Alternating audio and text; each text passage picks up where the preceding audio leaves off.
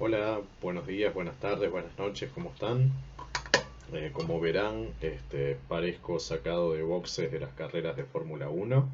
Esto tiene que ver con mejorar un poco la calidad del audio porque hoy el ruido ambiente está bastante complejo y me parece que esto puede ayudar. Bueno, tal cual quedamos la semana pasada, les iba a mandar un video hoy que en primer lugar tiene un sentido inicial en referirme a las tareas entregadas por ustedes. He recibido tareas de 8 compañeros, el resto no sé muy bien en qué está porque son más o menos los mismos 8 que se han venido conectando en las últimas oportunidades. Quiero mencionar que más allá de que la tarea tiene una fecha de cierre, son bienvenidos los aportes posteriores, sobre todo teniendo en cuenta que con la situación que estamos atravesando hay cierta flexibilidad y la idea es que nadie quede fuera de este transporte colectivo al que estamos subidos. Dicho esto, mencionarles que agradezco el compromiso de aquellos que están siguiendo el curso. Las tareas han sido realmente interesantes y el objetivo de la misma, les recuerdo, más que lograr una nota y evaluar incluso cómo venimos hasta ahora, que es algo para lo cual claramente sirve, tiene que ver también con cierto ejercicio y cierta acumulación, tanto de estudio como de práctica, respecto a lo que será la prueba parcial que tendríamos que fijar próximamente. Mm, Sin que esto nos genere mayor cantidad de estrés. Yo al menos visualizo la prueba parcial como parte del proceso, como un mojón más en el camino, y en este caso hay que recordar que dada, dada esta situación, el Consejo suspendió el artículo de evaluación que indicaba que quienes no llegan al 6 en una de las pruebas de parciales quedan sin la posibilidad de eximir. Eso ya no corre, al menos por este año, y por tanto eso nos ayuda en esta idea de evaluar un proceso más que momentos puntuales en la recorrida del curso.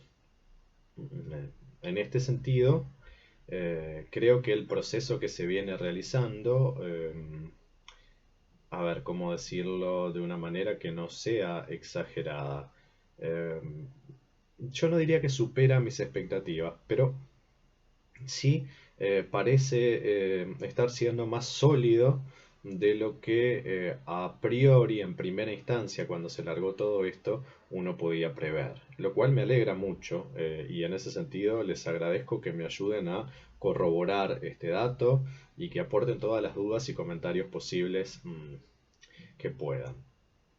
En la primera parte de la tarea ustedes tenían que analizar un video. Les cuento cuál es el sentido de analizar un video. A mí me encantaría poder ligar las evaluaciones y las reflexiones a la realidad que ustedes están atravesando en la práctica docente. Pero eso no es posible en la medida que esa realidad no está disponible para que la podamos compartir entre todos. Por tanto, lo que hacemos allí es un juego, en el mejor sentido de la palabra juego. Tomamos un elemento audiovisual, en este caso, como lo real y partimos a través de esa analogía, mm, de ese dispositivo como si fuera lo real para todos para allí aplicar las categorías que trabajamos en, en el curso, las categorías conceptuales. Y en ese orden, allí se les pedía que aplicaran la concepción marxista de la ideología, cosa que me parece ha quedado bastante clara. De algún modo, esos lentes que el protagonista encuentra son los que permiten develar la ideología dominante presente en la sociedad y que tendría una dimensión negativa, que es la dimensión analizada por el marxismo. lo que implicaría de algún modo una toma de conciencia de eh, mm, la situación en la cual se encuentran. Esto se identifica claramente con la concepción marxista en el sentido de que existe la posibilidad de lograr ver la realidad tal cual es y aprenderla para modificarla. De algún modo, el esfuerzo que hace el protagonista por convencer a, a un compañero de que use esos lentes para ver lo mismo tiene que ver con ese esfuerzo de una toma de conciencia. Esto podía hacerse a través de la postura del joven Marx, del Marx maduro o de los subsiguientes marxismos, es decir, aquellos marxismos posteriores a Marx. Con el Marx maduro tenemos que tener claro siempre que la oposición que éste realiza ya no es entre ideología y realidad, sino entre ideología y ciencia, entendiendo ciencia siempre como el materialismo histórico, es decir, no como la concepción de ciencia moderna que nosotros tenemos habitualmente, la que desarrollaron, por ejemplo, en epistemología y teoría de conocimiento cuando la cursaron. La segunda pregunta tenía que ver ya con la posibilidad de también, en este caso con un ejemplo directo y concreto de la realidad, porque se trata de las declaraciones de un diputado que de alguna manera formula la acusación de ciertas declaraciones teñidas de aspectos ideológicos. Allí ustedes podían tomar aquello de la ideología como algo ajeno, una perspectiva que siempre es de otros, pero además, ya que allí pedíamos los comentarios de Ricoeur, esto permitía la posibilidad de brindar la otra dimensión de la concepción de la ideología, que es la dimensión positiva. Quiero decir, podía ser una instancia para aprovechar a mencionar que este diputado que realiza esas declaraciones acusando a otros de ser ideológicos, bueno, tal vez Ricoeur pudiera decirle que no habría forma de hablar de lo social sin utilizar la ideología, al menos en una dimensión positiva de integración cultural, aquello que Ricoeur tomaba de Goebbels. Y luego el trabajo se cerraba pidiéndoles que realicen algún tipo de reflexión referida a la relación entre ideología y educación. Creo que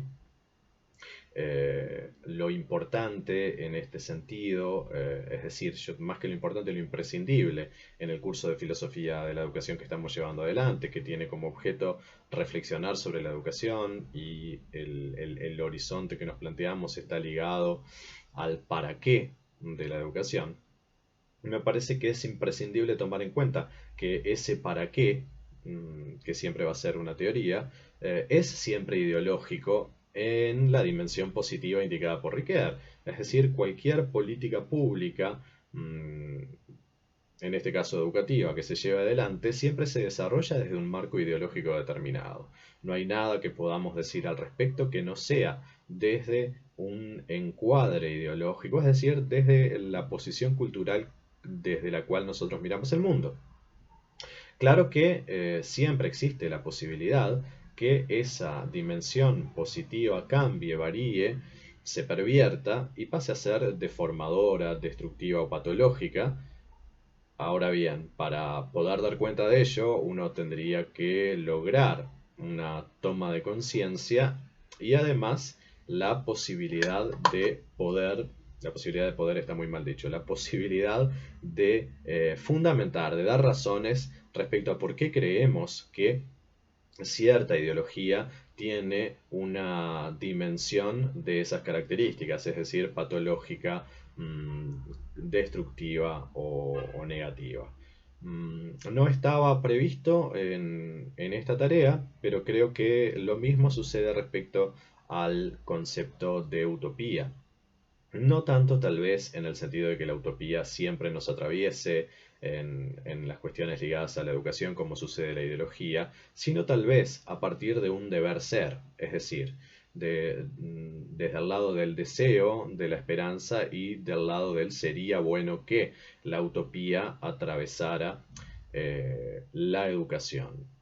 Claro que me estoy refiriendo en este caso a la utopía en su dimensión positiva, como subversión y como crítica radical de las sociedades en las cuales nos encontramos, ya que la utopía como evasión no tendría mayor sentido y la podríamos criticar del mismo modo que Marx criticaba a los socialismos utópicos. Lo que quiero decir, y tomo en cuenta para ello el planteo de Cohen respecto a filosofía de la educación, cuando le da las funciones de resistencia y liberación, es que la utopía que deberíamos tener bajo el brazo está ligada a la esperanza de eh, llegar a una sociedad distinta a la que tenemos. Claro, yo estoy partiendo de la base de un diagnóstico respecto a que nuestra sociedad es injusta por ser desigual y por sostener un concepto de la libertad bastante distinto al que yo defiendo. Yo esto lo estoy diciendo en primera persona, ¿eh? En ese sentido, la invitación sería imaginar otro tipo de sociedad, que cada uno fundamentará cuál y por qué. Um, y si esto no funciona solamente como evasión, si esto nos da el combustible necesario para caminar hacia esa sociedad y de alguna manera intentar llevar adelante modificaciones en la sociedad existente, pues bien, estaremos presente o estaríamos frente a una utopía en el sentido positivo, en la dimensión positiva de la utopía. Yo creo que esto va ligado a la esperanza y la esperanza debería ser un deber para todo docente, al menos en cuanto desarrolla su tarea. Uno podría ser más o menos apocalíptico o tener una visión oscura de el futuro o el destino de nuestras sociedades en su foro privado, por supuesto, pero me parece que no tenemos por qué impregnar nuestro trabajo en el aula con ello y tener la esperanza bajo el brazo, porque un mundo sin esperanza es realmente muy duro de atravesar. Pasaremos a trabajar con otro tema, con otro texto, con otro autor. El texto es La educación después de Auschwitz, que se encuentra en el libro Educación para la Emancipación de Theodor Adorno. Adorno es un autor alemán que forma parte de la primera generación de la Escuela de Frankfurt. La Escuela de Frankfurt está nombrada en el texto de Riquet, es una escuela de raíz marxista que obviamente, como lo dice su nombre, tiene su origen en Frankfurt, en el Instituto de Estudios Sociales de Frankfurt. Su objetivo, en tanto teoría crítica, porque la podemos conocer también con ese nombre, Escuela de Frankfurt o teoría crítica, tenía que ver con la emancipación de la sociedad. Esa primera generación tuvo grandes dificultades para llevar adelante sus trabajos a partir de la década del 30, por las condiciones en las que vivía Alemania bajo el nazismo. La mayor parte de los autores logran ir al exilio, como el propio Adorno, como Max Horkheimer, como Marcuse, como el propio Eric Fromm, que no era integrante pleno, pero sí coqueteó con la escuela, aunque, por ejemplo, Walter Benjamin no pudo llegar al exilio, pues murió en el intento. Estos autores siguieron trabajando en el exilio, digo, la mayoría de ellos. Luego algunos volvieron a Alemania, otros decidieron no regresar. Y de todos modos el Instituto de Estudios Sociales de Frankfurt siguió trabajando. Hubo luego lo que llamamos una segunda generación con autores muy conocidos como Jürgen Habermas, y otros de repente no tanto, como Karl Otto Appel. Y la escuela de Frankfurt, podemos decir, sigue funcionando hoy bajo una tercera generación dirigida por Axel Honneth. Esta propuesta de la escuela de Frankfurt, decíamos, es de origen marxista y está mencionada por Ricoeur, ya que estos autores se confrontaban con las sociologías descriptivas, las sociologías positivistas de comienzos de siglo, entendiendo que eran ideológicas en el sentido marxista. Y la invitación es a leer esta conferencia que Adorno realizó para un programa radial en 1966, luego se publica en 1967, y voy a dejar 3 preguntas en este sentido. Una pregunta primaria tiene que ver con la pregunta que daría sentido a nuestro curso. A partir de este texto, ¿para qué la educación? Cuando digo a partir de este texto me refiero, ¿qué respuesta sería la que emerge del texto de Adorno? ¿Para qué educar? Y luego 2 preguntas en una, que serían, por un lado, ¿qué relación tiene este texto con lo ideológico? Pero, enrabado a ello, ¿qué relación tiene con la utopía?